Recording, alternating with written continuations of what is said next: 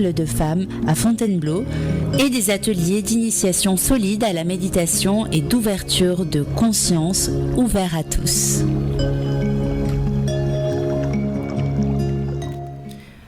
Malika, rebonsoir, merci d'être avec nous sur Radio Ici et Maintenant. On t'écoute pour ton émission de 45 minutes. Quel est le thème que tu as choisi pour cette émission? Tu as la parole. Merci Morgane. Rebonsoir à tous et à toutes. Aujourd'hui, c'est comment gérer sa souffrance quand elle se présente. C'est un sujet qui est très intéressant parce que on est déjà tous concernés, à peu près, la majorité des personnes sur la planète. Et puis effectivement, il y a de plus en plus de choses qui sont proposées parce que ça devient maintenant une priorité. Pourquoi ? Moi, je parle de notre société actuelle en France. On est quand même dans un pays qui est riche, qui est moderne, et donc son bien-être est devenu une priorité. Voilà. Si on passe du temps pour se demander comment je fais pour arrêter de fumer, c'est que maintenant on a le temps de se poser des questions. Derrière, c'est quid de mon bien-être ? Voilà. Quand on est en mode survie et qu'on doit travailler pour se nourrir et se loger, on n'a pas toutes ces questions-là.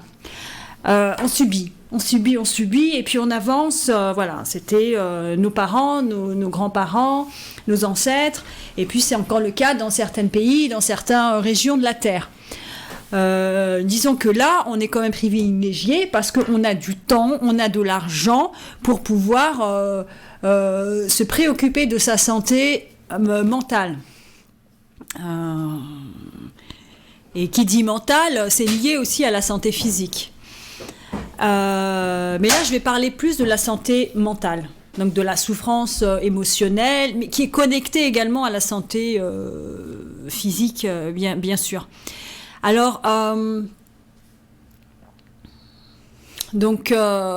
et ce qui explique pourquoi il y a de plus en plus de thérapies qui sont proposées, on se sent de plus en plus concerné, et c'est une très bonne chose, c'est bien, c'est très bien.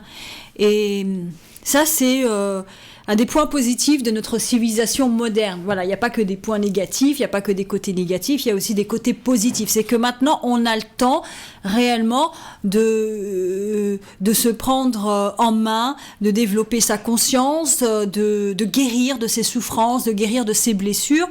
Il y a donc des thérapies qui sont proposées, il y a également des ouvrages de très bonne qualité. On a sur YouTube des interventions qui sont de très bonne qualité et qui nous aident. Donc ça, c'est la bonne nouvelle. Alors, je parle de bonne nouvelle alors qu'on parle de la souffrance. Eh bien, écoutez, c'est les polarités, parce que il n'y a pas de lumière sans ombre, il n'y a pas d'ombre sans la lumière. Comment connaître sa souffrance si on ne connaît pas la lumière, et comment connaître la lumière si on ne connaît pas de souffrance. Voilà. La bonne nouvelle, quand on souffre, c'est qu'on veut être mieux. Ça, c'est la bonne nouvelle. C'est on veut pas rester comme ça. Donc la souffrance émotionnelle, c'est un déclencheur en fait. On se dit à nous-mêmes, il faut maintenant qu'on commence à prendre des initiatives pour aller mieux. Ça, c'est la bonne nouvelle. Voilà. Ne pas être dans le déni. Parce qu'on peut être dans le déni. Moi, j'ai connu des périodes comme ça beaucoup plus jeunes où j'étais dans le déni de ma souffrance. On peut le faire. En fait, c'est le mental qui crée des automatismes et qui nous fait, en fait, qui organise les souffrances dans des tiroirs, de telle sorte qu'on a la souffrance, et à un moment donné, on la sent plus vraiment. C'est comme si on devient anesthésié par la souffrance. C'est un mécanisme de survie, en fait, qui est là. On pense qu'on est mieux, qu'on va mieux, mais en fait, pas du tout. La souffrance, elle est là, mais on est dans le déni. C'est un mécanisme de défense, voilà. Alors, quand on n'est plus dans le déni, que la souffrance, elle est là, elle est réelle, elle se présente à nous, elle se présente à moi, se présente à vous, et elle nous dit maintenant, guéris-moi. Le plus difficile, c'est de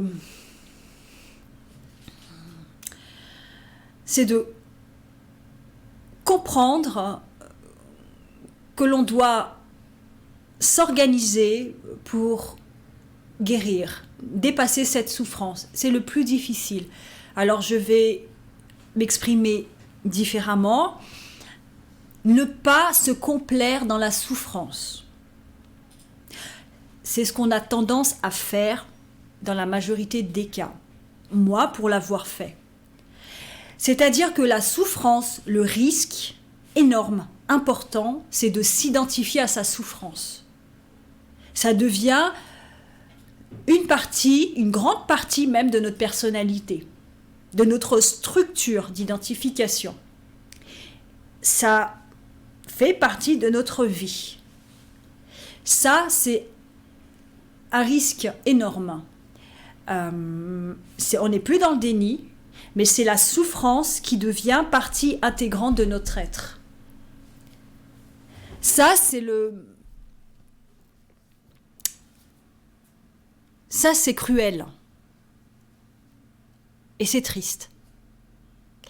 Il faut comprendre que il faut avoir un déclic et se dire que, ou prendre conscience, et se dire que je ne suis pas cette souffrance. Il faut dépasser ce stade-là, qui est naturel. Je suis passée par là, la majorité des gens passent par là. On se complaît à un moment donné dans sa souffrance.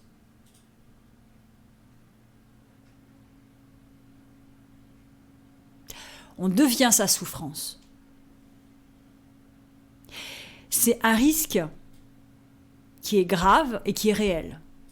Un risque aux conséquences graves. Je vais juste reprendre la citation de Nietzsche. Moi, que j'ai lue quand j'étais adolescente, et elle est devenue vraiment... et il y a une grande résonance en moi de cette citation. C'est devenu plus qu'une citation. Pour moi, c'est devenu mon adage, c'est devenu mon mantra, c'est devenu comme une mémoire inconsciente qui était là, qui s'est exprimée, de mon être, qui m'a dit « Attention, ne deviens pas la souffrance que tu endures. » Ah, donc la citation, « Si vous regardez longtemps au fond des abysses, les abysses voient au fond de vous. » C'est se complaire dans sa souffrance, c'est s'identifier, c'est devenir entièrement sa souffrance. L'être disparaît. On n'est que souffrance. C'est cruel de vivre ça. Je compatis beaucoup. Donc prenez conscience de ce que je viens de dire parce que c'est vraiment important. Une fois qu'on a compris ça, qu'on l'a compris avec son intellect, mais qu'on l'a également compris dans son cœur, dans son être, on peut commencer des réelles guérisons. On est là pour se guérir. Nous sommes incarnés pour expérimenter des souffrances qui nous poussent à nous guérir. On passe de l'ombre à la lumière. Mais ne regardez pas trop l'abysse. Il y a aussi cet adage « oser être soi-même ». Oser dépasser ça. Pourquoi nous avons tendance à nous identifier à la souffrance? Eh bien, écoutez, voyez ce que l'ego peut gagner. L'attention d'autrui, la complaisance, la pitié, un statut, on va dire, entre guillemets, privilégié. Oh, la pauvre, elle a souffert, alors elle va avoir un statut privilégié. Beaucoup de choses comme ça, en fait, qui rentrent en compte. Et comme une sorte de de s'auto... c'est une force, comme une force d'autodestruction qui est là. C'est ce que disait Nietzsche, en fait, c'est quand on regarde l'abysse, on est attiré de plus en plus. Il y a une sorte d'attraction qui se fait de plus en plus. Elle est inconsciente ou elle est consciente. C'est les deux.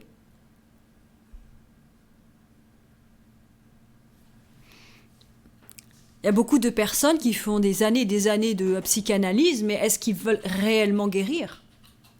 Ou ils se complaisent dans ce statut-là de patient.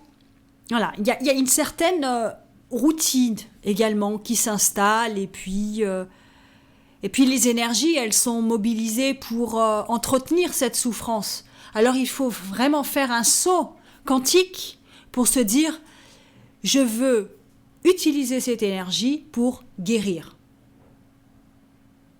Voilà, il y a une sorte d'extraction de soi-même, une sorte d'accouchement pour pouvoir renaître.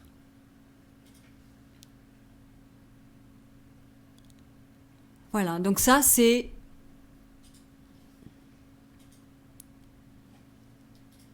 important d'en prendre conscience.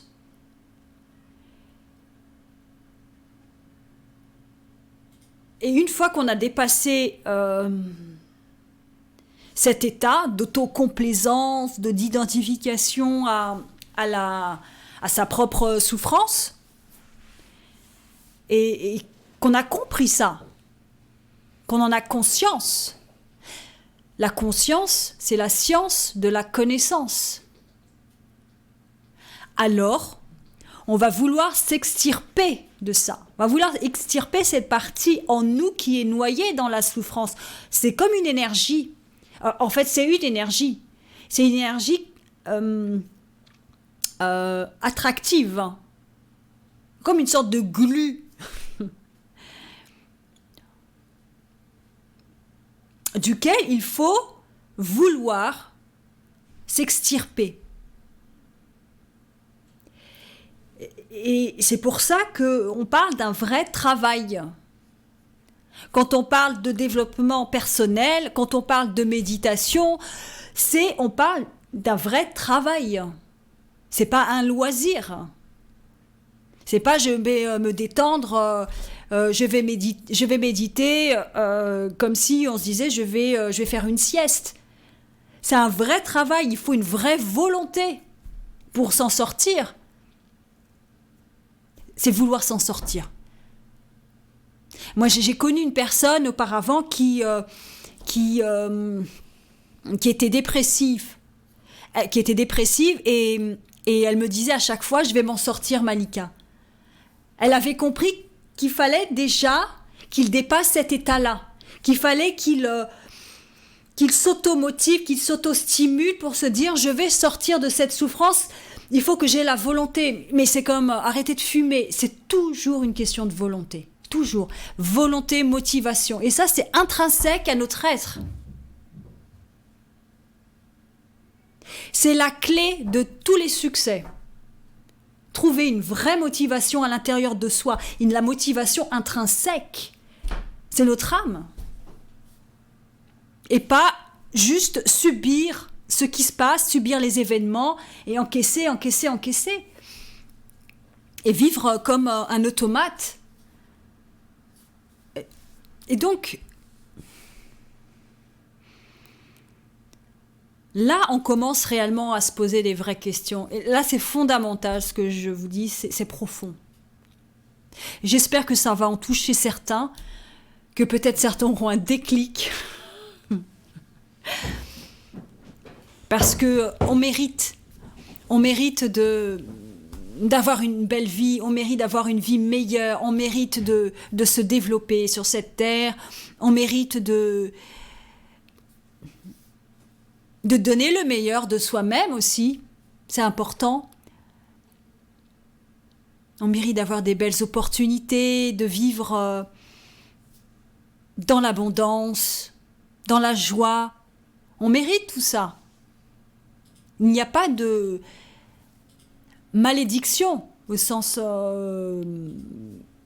propre du terme.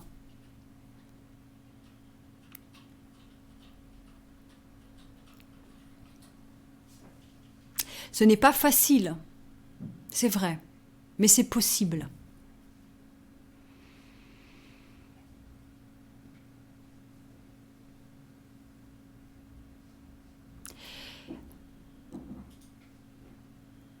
Le moment où on a ce déclic, notre vie bascule.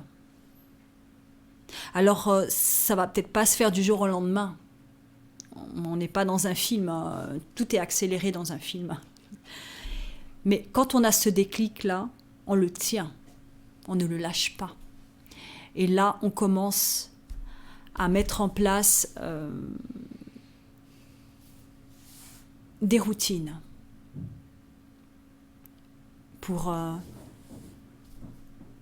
aller mieux. Et ça, c'est vraiment en fonction de chacun. Mais dès que vous avez ce déclic, cette prise de conscience, saisissez-la. Ne la laissez pas filer. S'il y a une pensée, une voix à l'intérieur de vous qui vous dit « Malika, elle a raison », saisissez-la.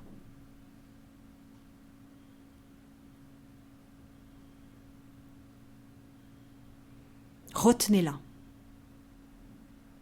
C'est votre salut. Quand on parle du salut, c'est votre salut d'âme. C'est votre âme qui parle, qui vous parle.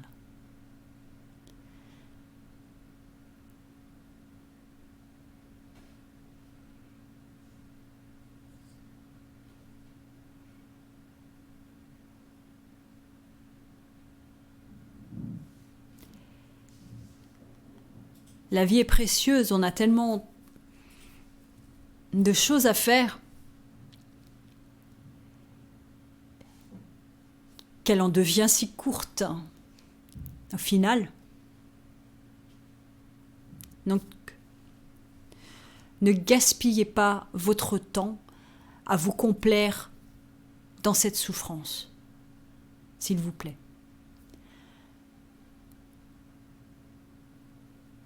Observez-la. Faites-vous aider. Et cultivez cette foi que vous pouvez guérir.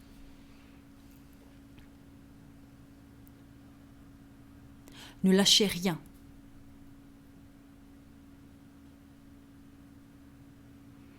Ne lâchez pas.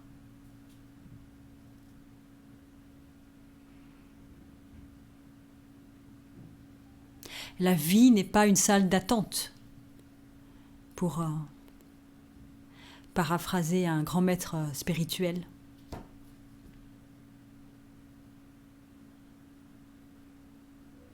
Agissez, faites de votre mieux. Et surtout, ne vous jugez pas. Soyez alerte, vigilant. Si vous êtes sincère envers vous-même, authentique,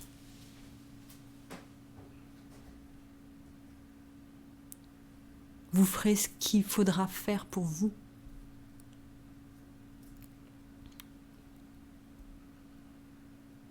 Mais ne vous jugez pas. C'est assez difficile comme ça.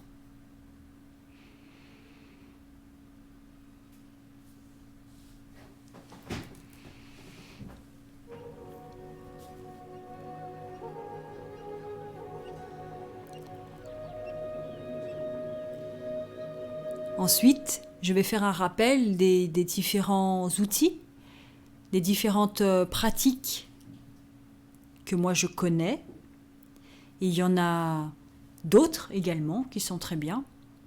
Mais je vais vous parler de celles qui m'ont absolument aidée. Voilà, je vais parler de ce que je connais. La méditation. La méditation, c'est la vigilance. C'est vous observer.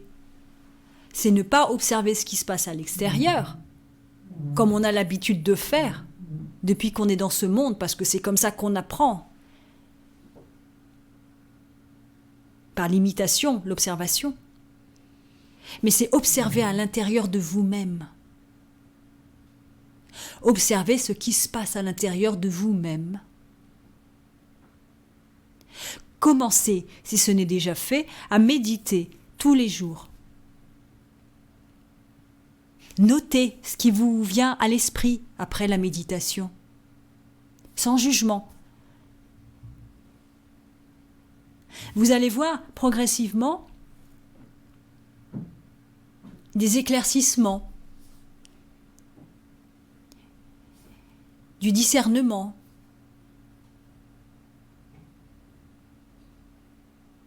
de la distance.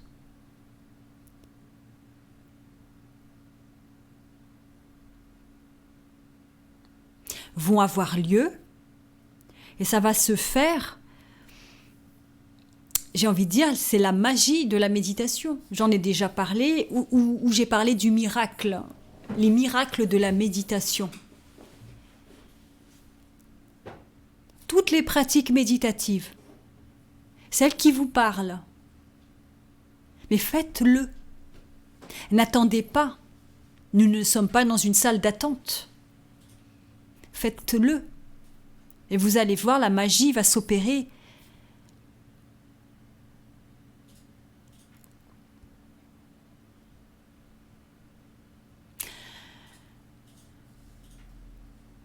Ensuite, faites également, en parallèle, des activités qui vous procurent de la joie.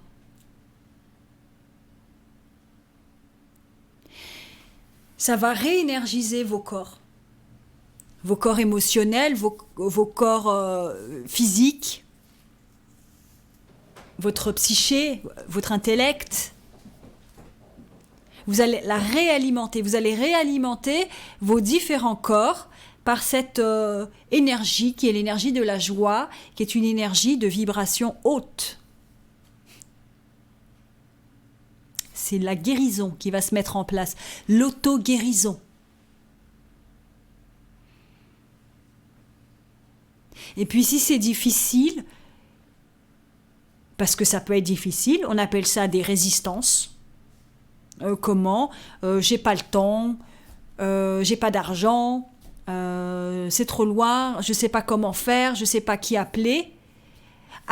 Osez aller au-delà de ces résistances. Traversez-les, écoutez ces voix, méditez sur ces voix, c'est-à-dire que vous les observez, mais vous n'obéissez pas à ces voix. Donc c'est dépasser ces voix, c'est transcender.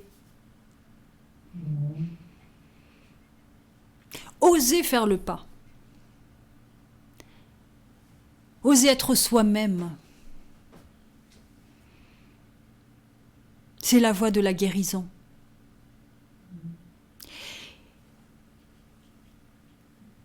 Et c'est valable pour toutes les choses de la vie. D'être en accord avec soi-même.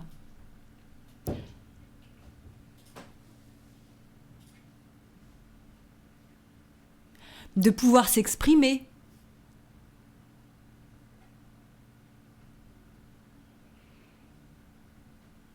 De pouvoir aimer qui on a envie d'aimer, qui on aime. Ça, c'est important. D'avoir cette vigilance, de ne pas laisser l'ego contrôler notre vie.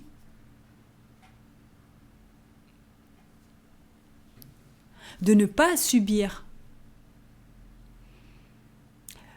les dictates de l'ego.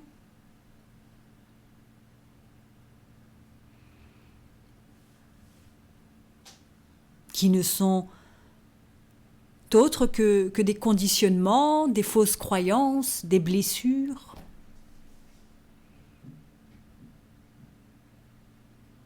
C'est parce qu'il y a une identification à tout ça. Mais une fois qu'on a senti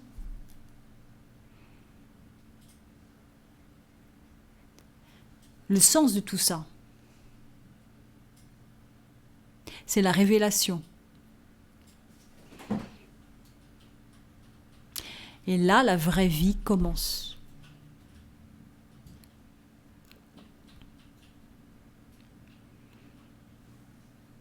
La vie de soi, l'amour de soi, le don de soi.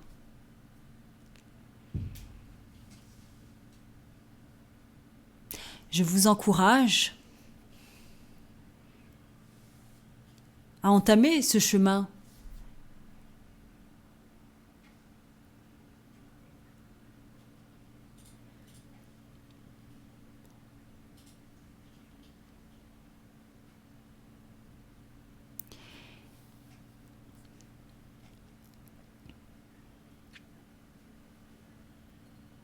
Ne laissez pas le monde extérieur vous contrôler. Cela vient de l'intérieur.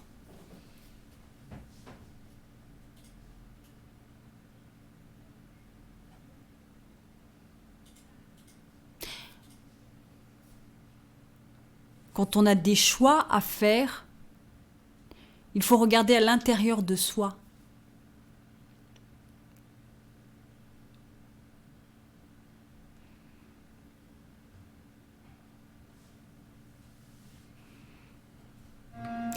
Ce n'est pas de l'égoïsme. C'est être un individu. C'est être une personne mature.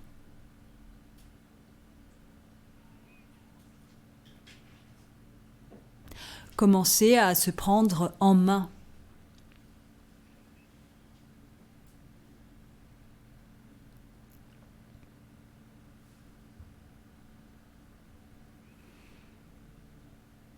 Ne pas s'infliger de la souffrance inutilement.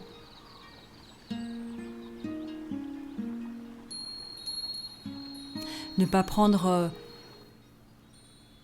des décisions en fonction de ses blessures, de ses conditionnements, de toutes ces programmations qui sont à l'intérieur de nous, parce que nous sommes notre propre emprisonnement. Ça se fait progressivement, ce n'est pas simple, c'est vrai. Mais on fait un pas, et puis un deuxième pas, et on progresse, et puis un troisième pas. Pour être de plus en plus en accord avec soi-même, pour se réaliser en tant qu'individu, en tant qu'être sublime.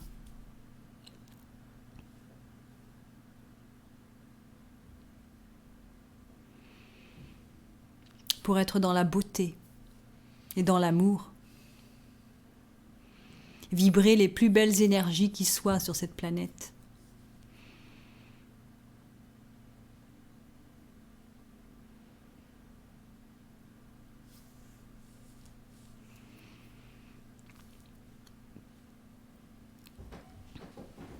Je vous remercie de m'avoir écouté. Nous allons commencer une méditation. Je vais vous demander d'être assis confortablement.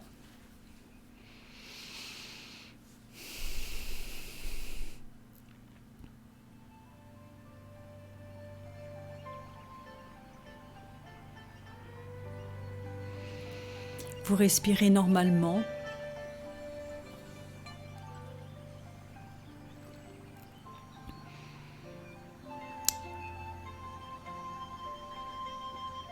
Laissez votre corps se détendre de plus en plus.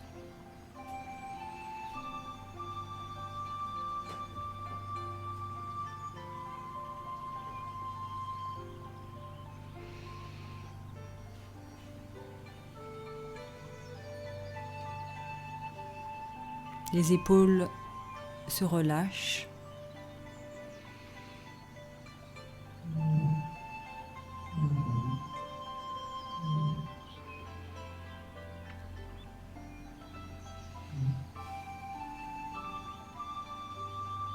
Appréciez le silence.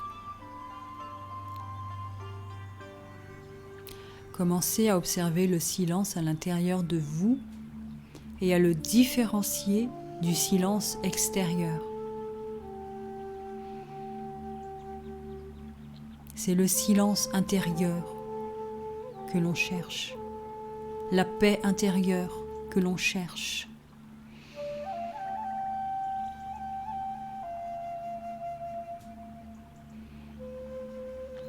Cette paix, ce silence immuable, éternel, qui est juste là et qui ne dépend de rien.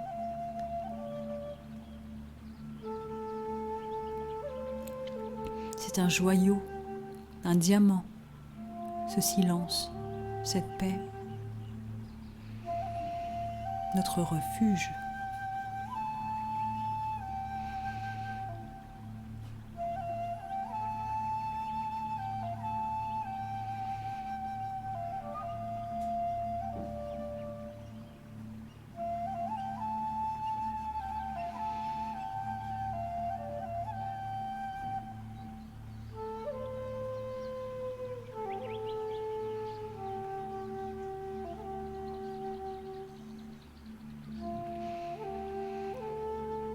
Observez votre respiration.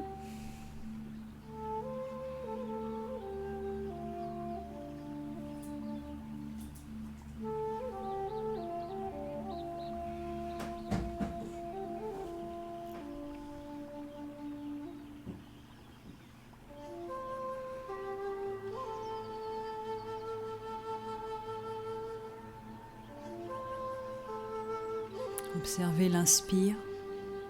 La pause, l'expire.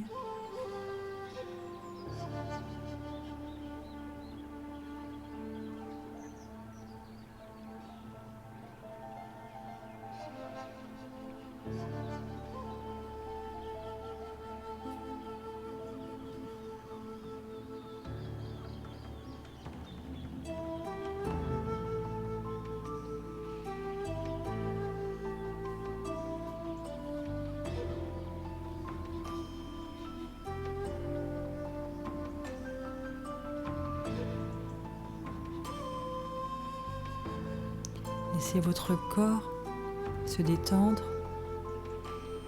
Observez votre respiration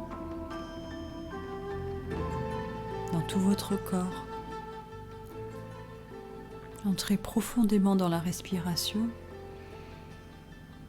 comme si votre corps et votre respiration ne faisaient plus qu'un.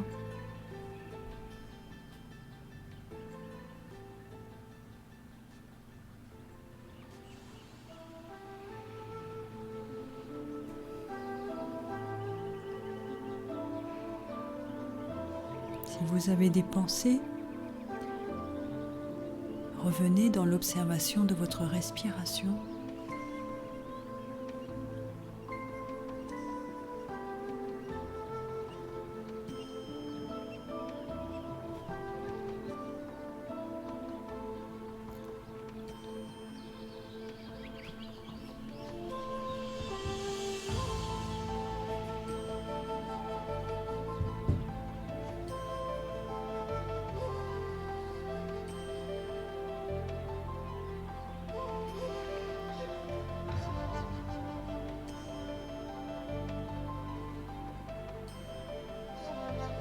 Observez votre respiration.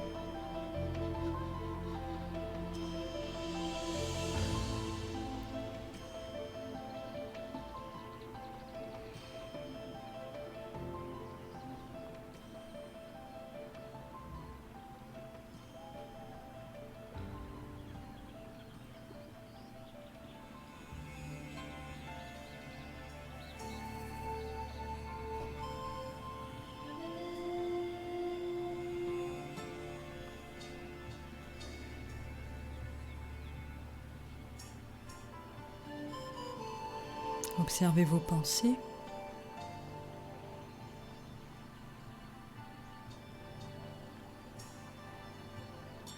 Observez vos émotions.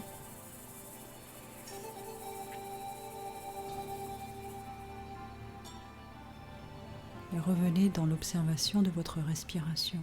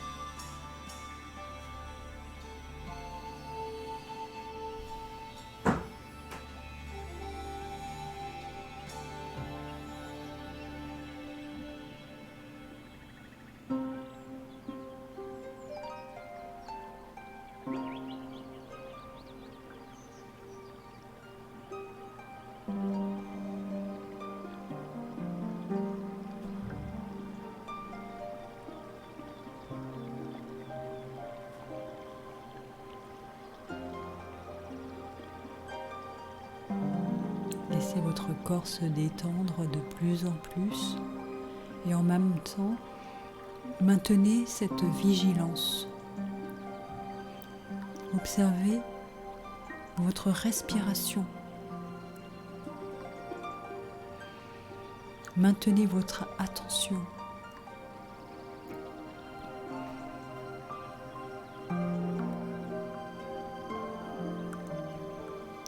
Soyez présent.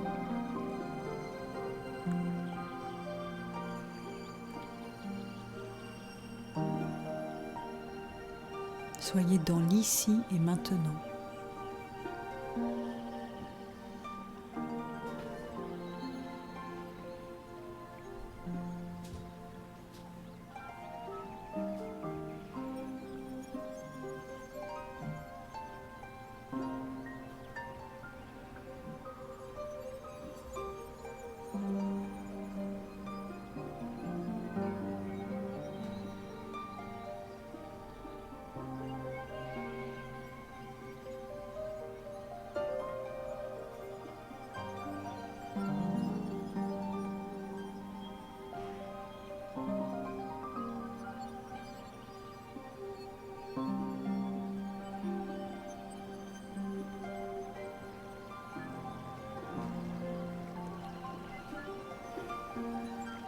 Laissez fleurir les belles choses en vous.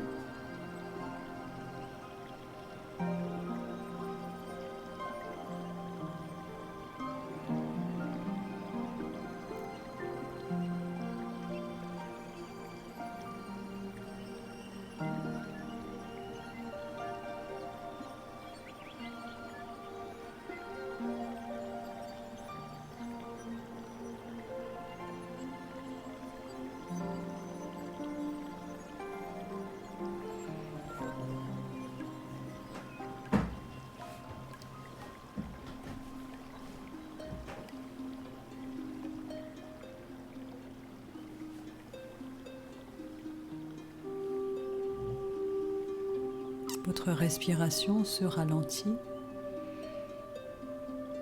Continuez à l'observer.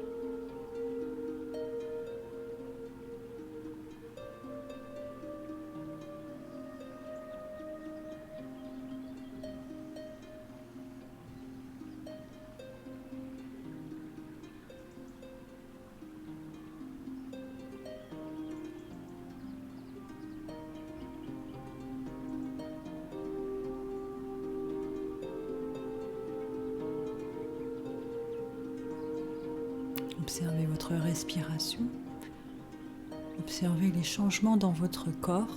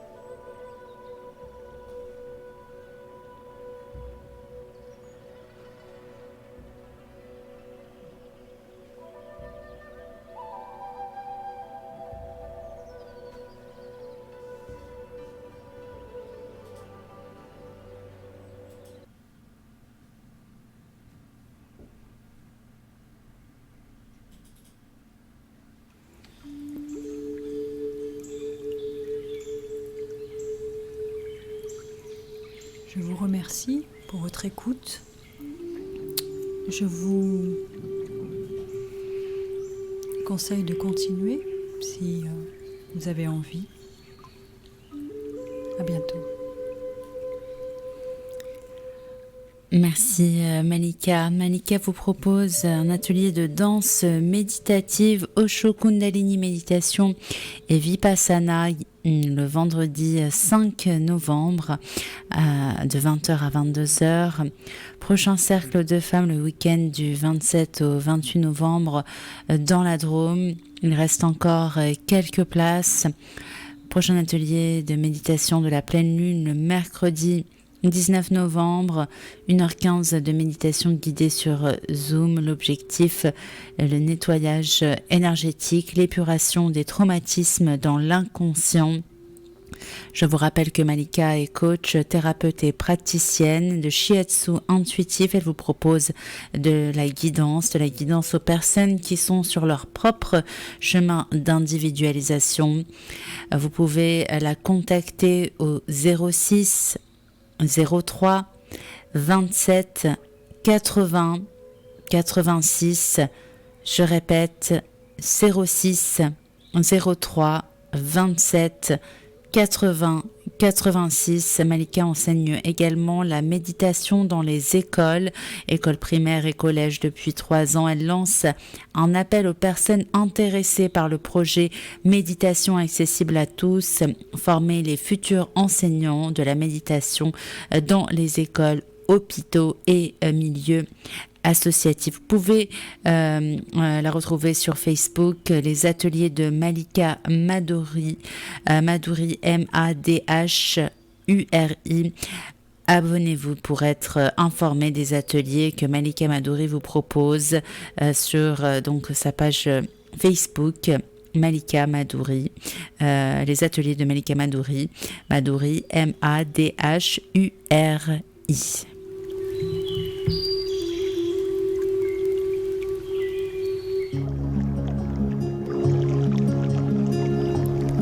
Tous les mardis de 18h15 à 19h, retrouvez Malika Madhuri.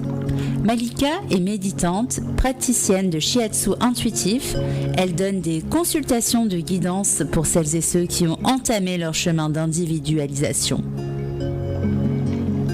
Elle anime des ateliers de méditation, relaxation et de développement personnel dans les écoles.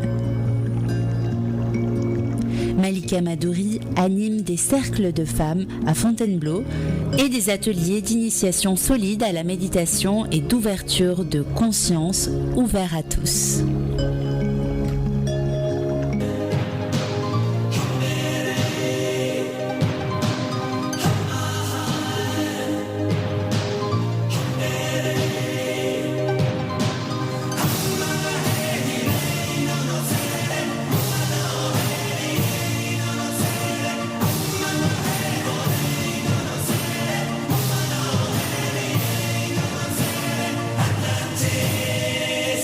Bonsoir à tous, à chacun, Nicolas Baltic.